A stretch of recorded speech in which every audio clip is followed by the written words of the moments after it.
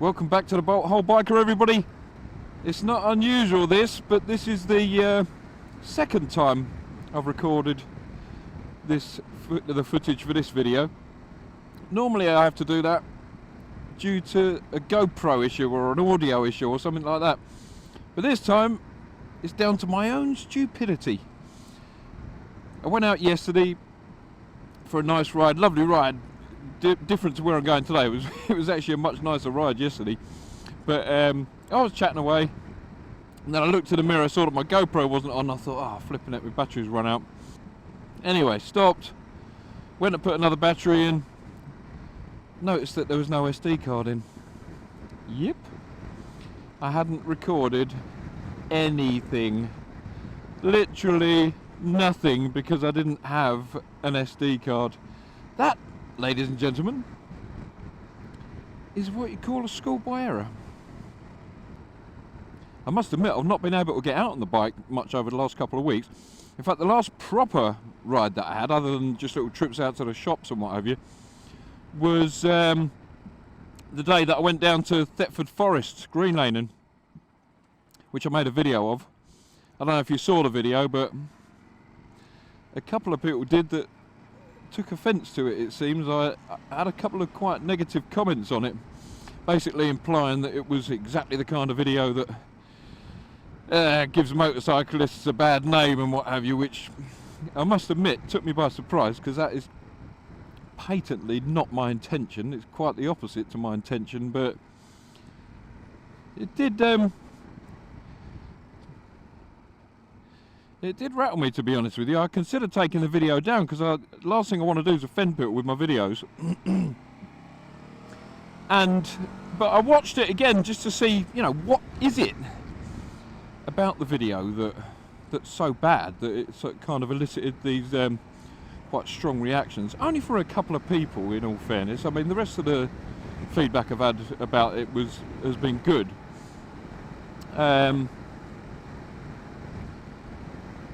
And the only things I can see in it, right at the start of the video,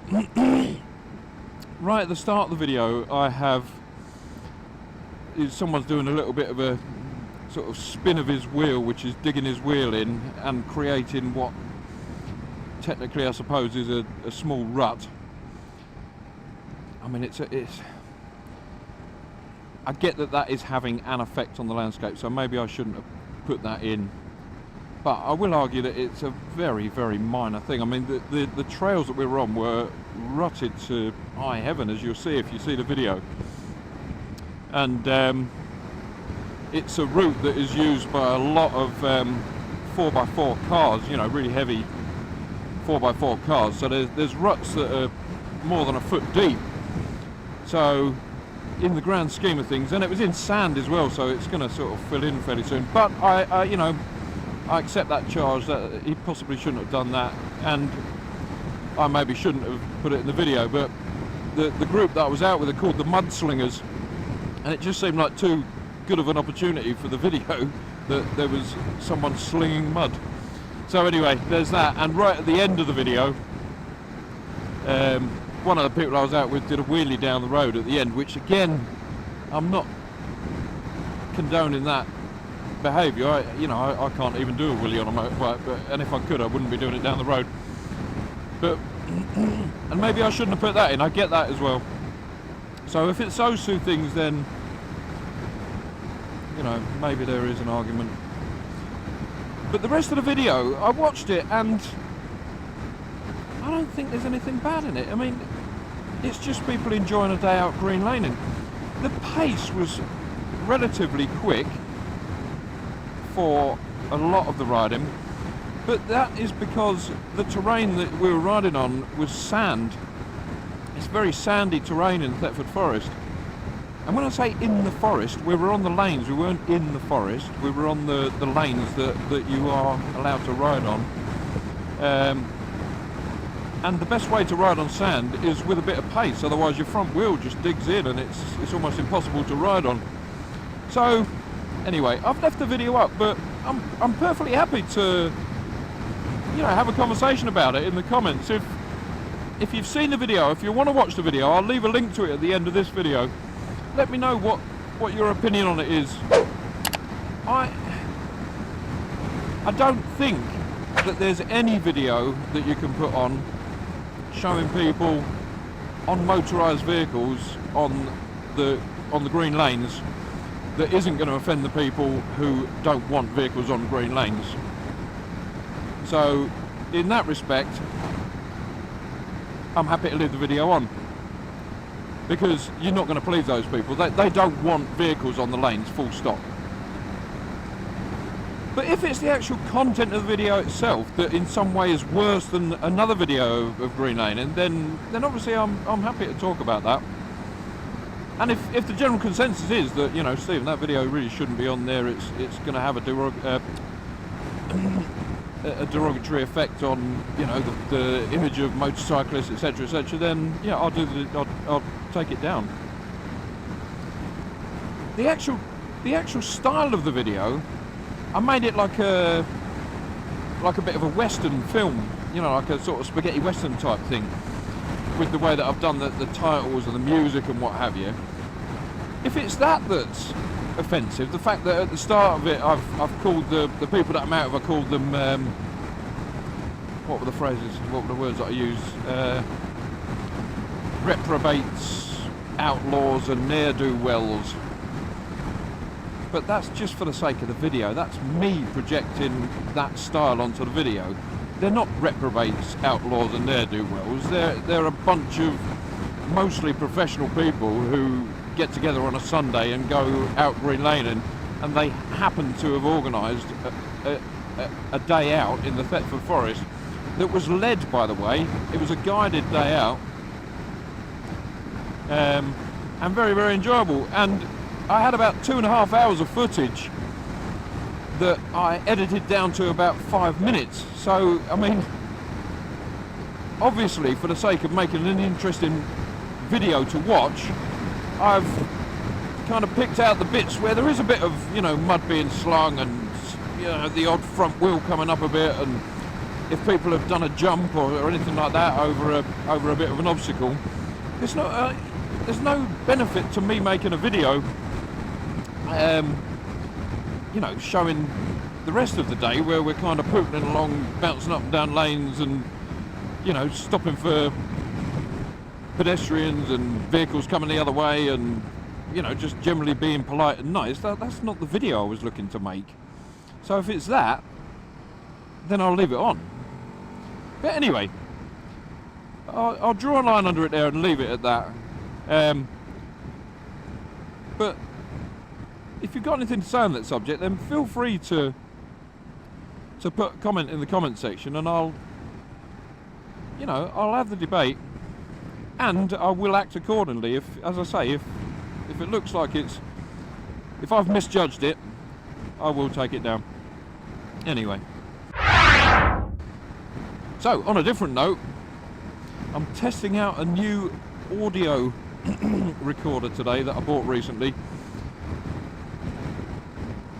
Getting decent video footage is easy. You just put the camera on, switch it on, no problem. So long as you've got the settings right on your GoPro.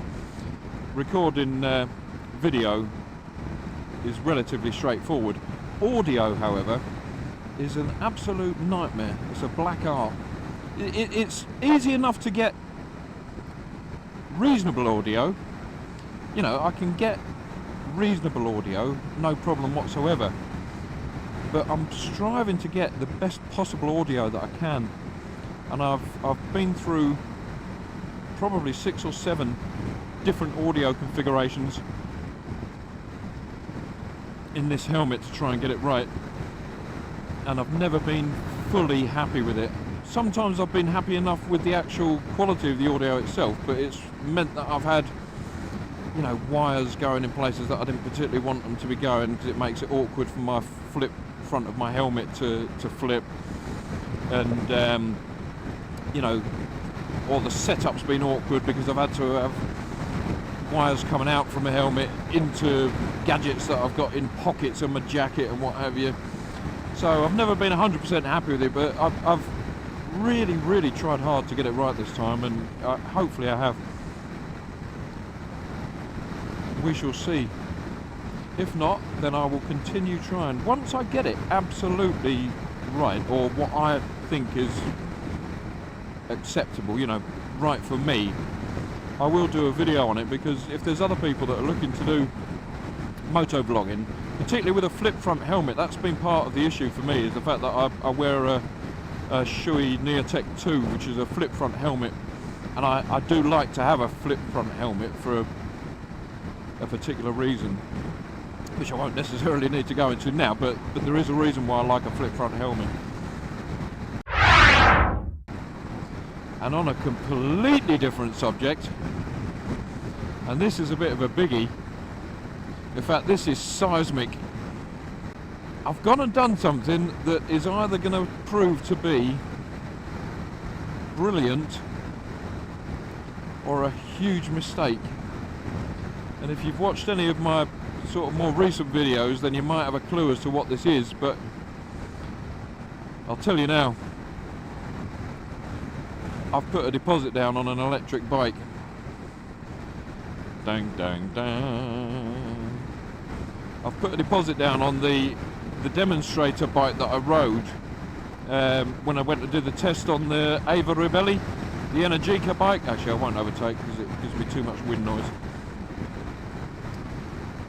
And it's bloody expensive, so the only way that I'm able to afford it is by part exchanging 2 bikes. Yep, 2 bikes. So, and this has been a bit of a wrench, I can tell you that. I've chopped in the Thruxton. My beautiful Camille has gone, and I'm also chopping in my Duke. Yep, Camille and the Duke have gone. Well, the Duke's not gone yet, but it's going. And I have a real twisted feeling in my stomach about it, whether I've done the right thing or not. But I must admit, I really did love that Energica bike, and in my head the way I've justified it is the performance of the Energica is awesome. It's so quick and actually very, very agile and flickable, so I feel like I'm replacing the ride that I'll be missing out on from the Duke with the new bike. It's because the Duke's a lovely, quick, flickable bike, and so's the Energica, so I can live with that. The Thruxton is a beautiful bike, and it's one of those sort of prestige bikes that you want to take out and talk about and take out on special occasions. And so is the Energica. It's different, it's very high spec, it's pretty. I mean, to me it looks like a Ducati Street Fighter. That's the closest bike to it in terms of appearance, in my opinion. So I'm kind of still getting the benefit of that type of thing from the new bike as well. So I've justified it in my head in that way, that the aspects that I'll be losing by chopping in the other 2 bikes, I'm still going to be gaining with the new bike. So there's that. And then the overriding sort of reason for wanting to get the electric bike, apart from the fact that I love the ride and I love the bike, is that I really want to feel like I'm experiencing this electric vehicle revolution as it happens, because it kind of feels like being part of the future. And rather than being a bystander and sort of watching it from afar and then, you know, partaking when you have to partake in the future, I am, largely because of having those 2 bikes that I can part exchange, I am lucky enough to be in a position where I can just about afford to buy this electric bike. And so I'm taking that opportunity to be one of the people that lives that experience of electric bike ownership, and you know, watching the infrastructure develop and being, you know, a partaker in that infrastructure at the relatively sort of, you know, starting end of this electric revolution, because we're all going to end up riding electric. I'm not saying there aren't going to be petrol bikes, and I'm not getting rid of my petrol bike. I'm keeping the Multistrada. I don't feel like I could go 100% electric now, so I am still keeping a conventional bike, and this is still going to be my touring bike, obviously. But generally, when I go out for a ride on the Duke or the Thruxton, I'm doing generally rides that are less than 120 miles, which is around about what the range is going to be on the Energica. So should be okay.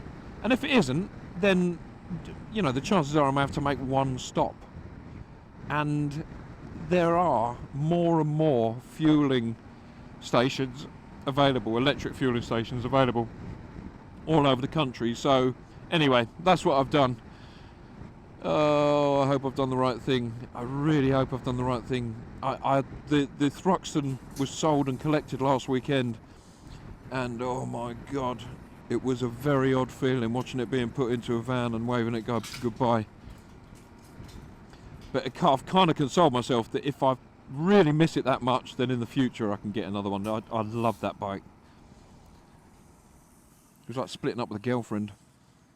Not that I have any of them. Anyway, I've got a few tours coming up soon.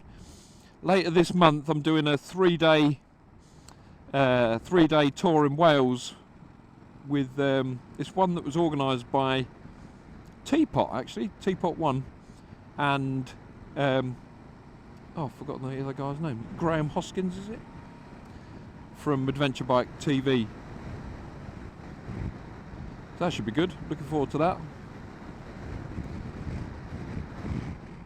Then at the end of the month, I'm riding over to Spain and spending a few days in the Pyrenees. And then at the end of June, straight after the Adventure Bike Riders Festival down at Ragley Hall, which if you've not been to, I can highly recommend. It's the best motorbike event I've ever been to, bar none. And straight after that, rather than riding back home, I'm going in the opposite direction. Me and a couple of people that I met at the festival last year, we are getting ourselves on the Eurostar and riding right the way down to the south of France, and then we are going to traverse the Alps all the way over to Austria and then ride back through Germany. Just under 2 weeks. Now that, well, I'm looking forward to all of them, but I think that one's going to be a little bit special. So don't worry, I will have my camera with me on all of them.